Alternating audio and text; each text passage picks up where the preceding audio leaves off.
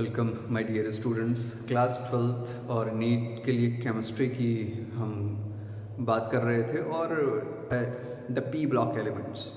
The P block elements में जो topic हम डिस्कस कर रहे हैं ग्रुप 15 एलिमेंट्स की बात कर रहे थे। ग्रुप 15 एलिमेंट में नाइट्रोजन के बारे में आप पढ़ चुके हो। अब हम फॉस्फोरस को आज से पढ़ते हैं। तो फॉस्फोरस 3 एलोट्रोपिक फॉर्म्स में प्रेजेंट रहता है, ठीक है। दूसरा एलिमेंट है ग्रुप 15 का जिसको हम पढ़ रहे हैं। 3 फॉर्म्स में प्रेजेंट होता है, वाइट, रेड एंड ब्लैक, ये याद रखिए। वाइट वाला सिंपली P4 यानी टेट्राहेड्रल स्ट्रक्चर है और वो इस तरह से जुड़ा होता है, 60 डिग्री बनाता है, यानी एकदम सिंपल टेट्राहेड्रल स्ट्रक्चर है P4। सबकी प्रॉपर्टीज अलग अलग होती हैं क्योंकि सबके बनने का तरीका अलग अलग है। रेड वाला, जब वाइट वाले को हम हीट करते हैं एक इनर्ट एटमॉस्फेयर पे, और कितनी डिग्री पे हीट करेंगे ये ऑलरेडी डिसाइडेड है, 573 केल्विन पे इसको हीट करेंगे। मीडियम इनर्ट होना चाहिए। मीडियम कैसा होना चाहिए? इनर्ट होना चाहिए। तो इस तरह की इंटरलिंकिंग बनती चली जाती है और भी जुड़ते चले जाते हैं सीरीज में। तो white phosphorus now converted into red phosphorus, ठीक है। ये P4 के पॉलीमर्स बनते चले जाते हैं, आपस में जुड़ते चले जाते हैं। अब हम ब्लैक की बात करें तो ब्लैक फॉस्फोरस जो है ये 2 तरह के फॉर्म में फिर से अवेलेबल है, alpha black and second one is beta black. दोनों की प्रॉपर्टी में थोड़ा थोड़ा डिफरेंस है क्योंकि बनने के तरीके में डिफरेंस है। अब ये जो अल्फा ब्लैक है इसकी जो बात करें तो अल्फा ब्लैक का फॉर्मेशन 803 केल्विन पे जब हम रेड वाले को हीट करेंगे, रेड फॉस्फोरस को 803 केल्विन पे जब आप हीट करते हैं, और यहाँ पे क्या है, सील्ड ट्यूब के अंदर होगा, ये सील्ड ट्यूब के अंदर ये प्रोसेस होगा, तो ये अल्फा ब्लैक फॉस्फोरस का फॉर्मेशन होगा।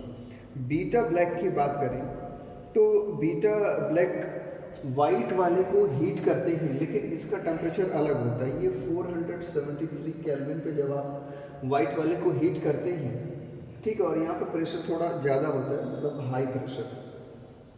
इस कंडीशन में प्रेशर हाई नहीं रहती, इनर्ट रहती है। हाई प्रेशर रखेंगे, 473 केल्विन रखेंगे तो बीटा ब्लैक फॉस्फोरस का फॉर्मेशन हो जाएगा। तो यहाँ पे कोई दिक्कत तो है नहीं, आपको समझ में आएगा। फॉस्फोरस 3 एलोट्रोपिक फॉर्म में प्रेजेंट है, वाइट, रेड और black.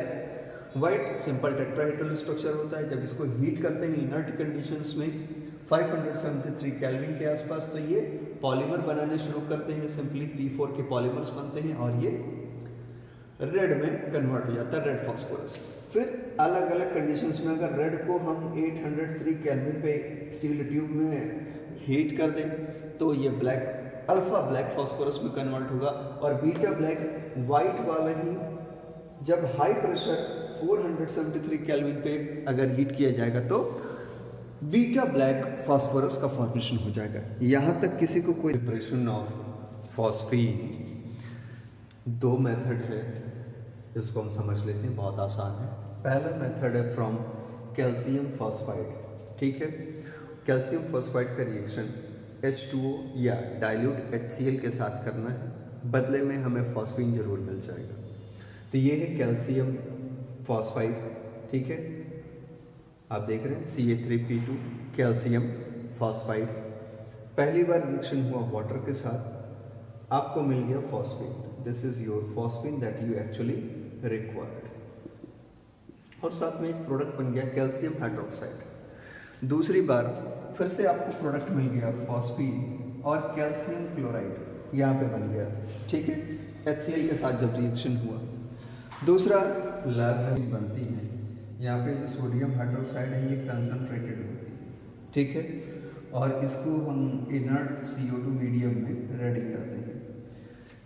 Is it clear? Inert CO2 medium में कंसनट्रेटेड NOH यानी सोडियम हाइड्रोक्साइड को हम रेडी करते हैं, तब इसका रिएक्शन कराते हैं, हमें फॉस्फीन मिलता है। साथ में बाई प्रोडक्ट जो मिलता है ये भी बहुत ही इंपॉर्टेंट केमिकल है, सोडियम हाइपोफॉस्फाइड, ये मिल गया हमें। प्रॉपर्टीज़ की बात करें इसकी, फॉस्फीन की, फॉस्फीन के प्रॉपर्टीज़ की बात करें तो ये एक कलरलेस गैस होती है, लेकिन बहुत ही पॉइजनस होती है, भयंकर रूप से पॉइजनस होती है। और ये सड़ी हुई मछली, रॉटन फिश की तरह इसकी स्मेल आती है। सेकेंड पॉइंट, ये एक्सप्लोड कर सकती है अगर ये ऑक्सीडाइजिंग एजेंट्स लाइक HNO3 या Cl2 के कांटेक्ट में आ जाए तो, यानी ये ब्लास्ट भी हो सकता है, एक्सप्लोड भी कर सकता है। थर्ड पॉइंट की बात करें तो वाटर में बहुत ही स्लाइटली सॉल्युबल ये केमिकल है, ऐसा नहीं कि बिल्कुल नहीं घुलेगा बट स्लाइटली सॉल्युबल है।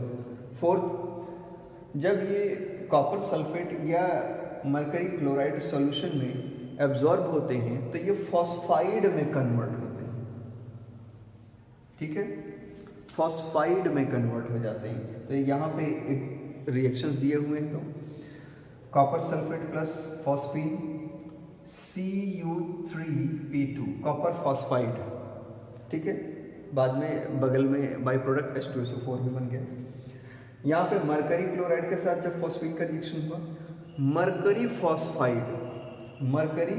फॉस्फाइड बन गया, ठीक है, और बाई प्रोडक्ट है HCl। देन फॉस्फीन की और प्रॉपर्टीज की बात करें तो ये बहुत ही वीकली बेसिक नेचर का है, जैसे कि अमोनिया है तो फॉस्फीन। अब हम फॉस्फोरस के हैलाइड्स की बात करते हैं, तो phosphorus trichloride that is PCl3 है ना, जिसको कॉमन फॉर्म में हम PX3 कहते हैं। X मतलब हैलोजन, और हैलोजन यहाँ पे कौन कौन से जुड़ सकते हैं, क्लोरीन, फ्लोरीन, ब्रोमीन, आयोडीन तक, ठीक है। दूसरा फॉर्म होता है पेंटाक्लोराइड, PCl5 कैटेगरी, या इसका कॉमन फार्मूला होता है PX5। यहाँ पे आयोडीन वाला केस अगर छोड़ दिया जाए तो क्लोरीन, ब्रोमीन, ठीक है, और फ्लोरीन, पेंटाक्लोराइड्स बहुत इजीली बना लेते हैं। पहले हम ट्राइक्लोराइड्स को पढ़ लेते हैं, फिर पेंटाक्लोराइड। प्रिपरेशन की बात करें तो ये P4 यानी वाइट फॉस्फोरस, उसको Cl2 के साथ हमने थोड़ा सा हीट किया, रिएक्ट कराया, और ये PCl3 में कन्वर्ट हो गया। अमाउंट क्लोरीन की यहाँ पे थोड़ी कम रहेगी, एक्सेस अमाउंट में नहीं रहेगा, कंट्रोल्ड रहेगा। प्रॉपर्टीज़ की बात करते हैं तो PCl3 यानी phosphorus trichloride colourless oily liquid के फॉर्म में हमें मिलता है, ऑब्टेन होता है। दूसरा कि इसकी हाइड्रोलाइसिस होती है अगर ये मिक्सचर फॉर्म में अवेलेबल हो तो हाइड्रोलाइसिस बहुत इजी है, यानी H2O के साथ जैसे ही हम इसको रिएक्ट कराते हैं तो ये मिक्सचर की तरह हाइड्रोलाइज होता है और H3PO3 में कन्वर्ट हो जाता है। सो PCl3 plus 3H2O it gives you H3PO3 plus 3HCl। Shape की बात करें, पिरामिडल शेप होता है, ये एक पिरामिड शेप बनाते हैं, ठीक है। अगर इनको आप जोड़ दें तो ये क्या है, पिरामिड, ये पिरामिड का शेप बनाते हैं।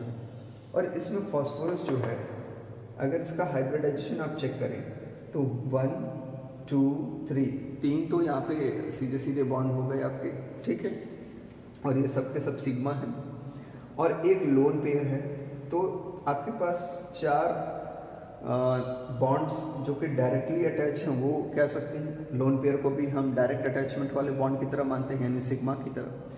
तो इसमें से एक तो हो जाता है S, बचेंगे कितने, 3 हो जाएंगे P, sp3। तो इसका हाइब्रिडाइजेशन होगा, यहाँ पे फॉस्फोरस का हाइब्रिडाइजेशन हो जाएगा, वो होगा sp3 हाइब्रिडाइजेशन। क्लियर हो गया ना, ठीक है। अब ट्राइक्लोराइड के बाद व्हाइट फॉस्फोरस, अब की बार Cl2 यानी क्लोरीन जो है गैसियस फॉर्म, इसको थोड़ा एक्सेस अमाउंट में ले लेंगे, सिंपल हीटिंग होगी और ये पेंटाक्लोराइड में कन्वर्ट हो जाएगा, फॉस्फोरस पेंटाक्लोराइड, ठीक है। प्रॉपर्टीज की बात करते हैं तो प्रॉपर्टीज में जो पहली प्रॉपर्टी है वो ये है कि ये येलोविश वाइट कलर के पाउडर के फॉर्म में हमको मिलता है। दूसरी प्रॉपर्टी, मॉइस्ट एयर में ये H3PO4 में कन्वर्ट हो जाता है, जैसे कि ट्राइक्लोराइड में हो रहा था, पेंटाक्लोराइड भी वैसा ही नेचर शो करता है, बट एक इंटरमीडिएट स्टेप आएगा कि पहले ये POCl2 में कन्वर्ट होगा और तब उसके बाद ये फिर H3PO4 में कन्वर्ट होगा। ठीक है, रिएक्शन इस तरह से PCl5 प्लस H2O, अब ये POCl3 प्लस 2HCl में पहले कन्वर्ट होगा। POCl3 जो है फर्दर ये फिर से और हाइड्रोलाइज होगा और H3PO4 में कन्वर्ट हो जाएगा। ये आसानी से समझ में आ गया। अब आप सोच रहे होंगे कि ये रिएक्शन याद कैसे करेंगे, बहुत आसान है। एक बार और रिवाइज करेंगे, आप वीडियो को भी पॉज करके प्ले करके 2 बार देख लेंगे तो आपको याद हो जाएगा। तीसरी प्रॉपर्टी, हीट करने पर ये डायरेक्टली सॉलिड से गैसियस फॉर्म में कन्वर्ट हो जाता है। ठीक है, और स्ट्रॉन्ग हीटिंग कर दें तो डिकम्पोजिशन ही हो जाता है। सो PCl5 को हीट किया, PCl3 और क्लोरीन में कन्वर्ट हो जाता है। ठीक है, अब हम शेप की बात कर लें। यहाँ पे इसकी शेप, क्योंकि अगर हमने ट्राइक्लोराइड का शेप बनाया है तो हमारे पास पेंटाक्लोराइड का भी शेप होना ही चाहिए। तो गैसियस और लिक्विड फेज में, गैसियस प्लस लिक्विड फेज में PCl5 आप देख रहे हैं ये क्या है, ट्राइगोनल स्ट्रक्चर है ना, ट्राइगोनल भी है और पिरामिड भी है ना, ये पिरामिडल भी है। तो ट्राइगोनल बाई पिरामिडल, क्योंकि 2 पिरामिड बना रहा है पिरामिड। तो गैसियस और लिक्विड स्टेट में अगर पेंटाक्लोराइड है, फास्फोरस पेंटाक्लोराइड है, तो ये ट्राइगोनल बाई पिरामिडल स्ट्रक्चर को शो करता है। क्लियर हो गया। जबकि ये ट्राइक्लोराइड का स्ट्रक्चर कैसा था, ये पिरामिडल स्ट्रक्चर था।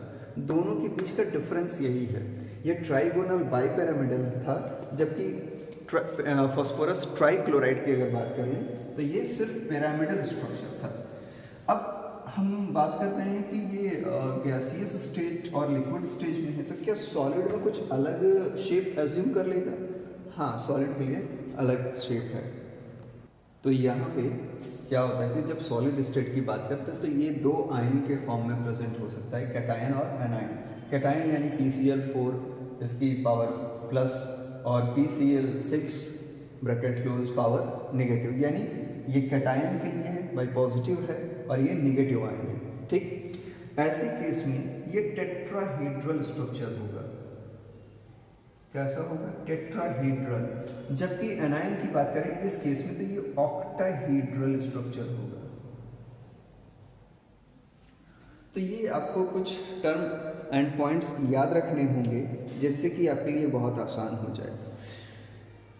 अब हम बात करते हैं oxo acids of the phosphorus. तो मैं स्क्रीन पे एक चार्ट शेयर करूंगा और उसे एक्सप्लेन कर दूंगा। ठीक है, okay. Oxo acids of phosphorus. तो फास्फोरस कई तरह के ऑक्सो एसिड्स बनाता है, आप चार्ट में देख पा रहे हैं। पहला है हाइपोफॉस्फोरस एसिड H3PO2 जिसका ऑक्सीडेशन स्टेट +1 है। दूसरा है orthophosphorous acid H3PO3 oxidation state +3। Then pyrophosphorous acid H4P2O5 oxidation state +3.